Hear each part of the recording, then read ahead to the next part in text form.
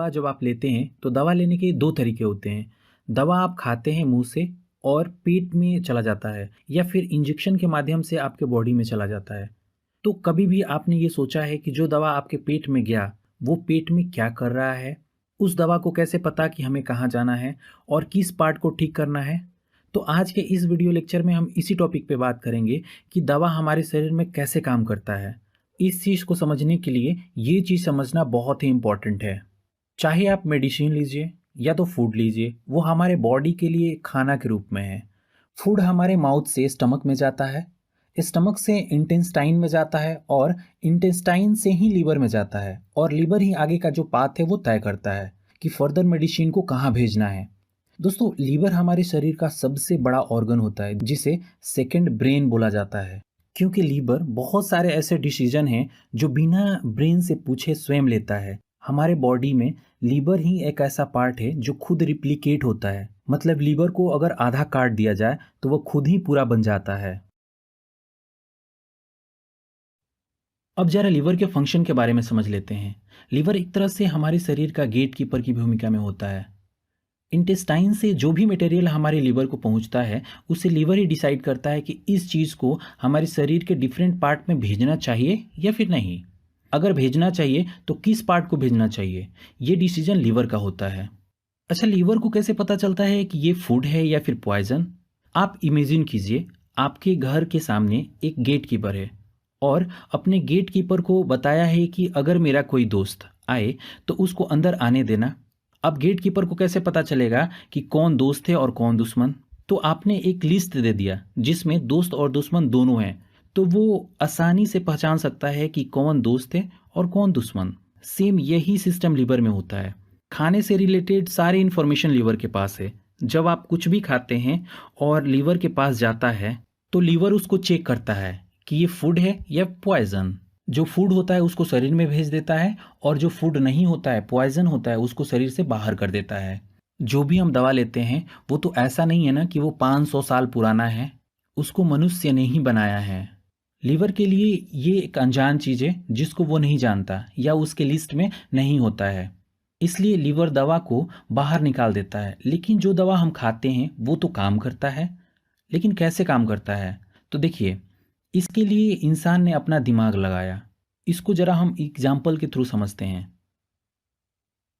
मान लीजिए कि ये एक पुलिस वाला है, इसको इंस्ट्रक्शन मिला है कि जितनी भी गाड़ी यहाँ से जाएगी सबको आपको चेक करना है। हो सकता है इस गाड़ी में कोई चोर हो और चोर का पिक्चर ये रहा।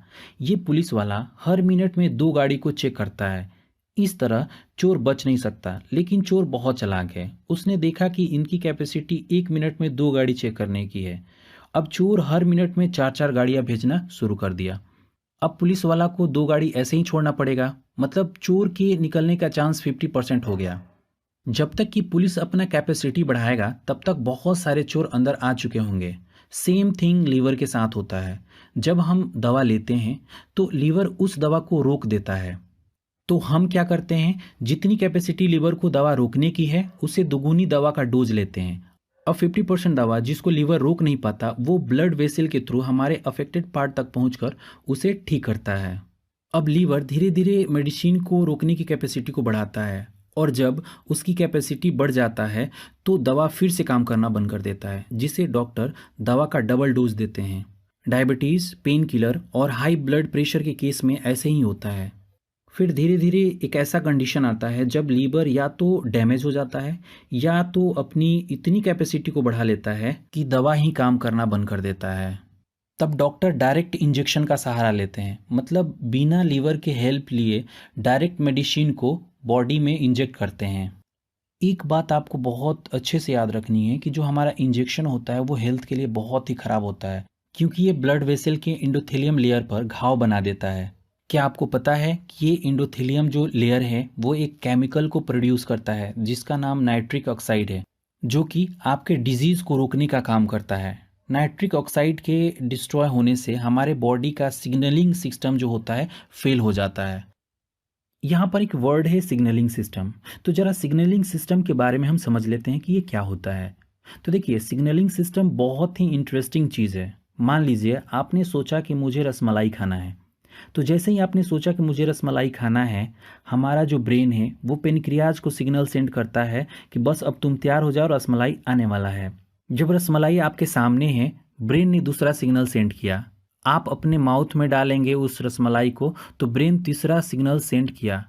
अब जब आप चबाना चालू करेंगे तब तक बॉडी में इंसुलिन सर्कुलेट होकर बॉडी तैयार है उस रसमलाई को एक्सेप्ट करने के लिए।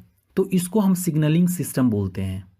हम में से बहुत सारे लोग होते हैं जो टीवी के साथ साथ खाना खा रहे हैं। ब्रेन तो टीवी देख रहा होता है लेकिन खाना आप खुद खा रहे होते हैं, तो सिग्नल हमारे पेनक्रियाज को नहीं पहुंच पाता। जब तक इंसुलिन प्रोड्यूस होता है हमारे बॉडी में तब तक आपके पेट में खाना जा चुका होता है, जिसके वजह से हाई ब्लड शुगर और बहुत सारे डिजीजेस उससे पैदा होती हैं। दोस्तों, क्या आप जानते हैं कि जो ग्रीन जूस होता है, मतलब जो हरे पत्ते से निकाला हुआ जूस होता है, वो मेडिसिन से भी अच्छा होता है? क्या आपको पता है जानवर जब बीमार पड़ते हैं तो वो घास या पत्ते खाते हैं, चाहे वो कुत्ता हो या फिर शेर। देखिए, हमारा जो बॉडी है मेडिसिन खाने के लिए नहीं डिजाइन किया गया है। जब हम बीमार पड़ते हैं तो बीमारी का एक साइकिल होता है, उस साइकिल के अंदर ही हमारा बॉडी उस बीमारी को ठीक कर देता है। लेकिन हमें लगता है कि मेडिसिन ने ठीक किया। मेडिसिन केवल रिलीफ देता है, पल भर के लिए आपको फील होगा कि दर्द तो गायब हो गया, बट मेडिसिन से फुल्ली क्योर नहीं होता। जो फुल्ली क्योर होता है ना, वो आपका बॉडी ही करता है।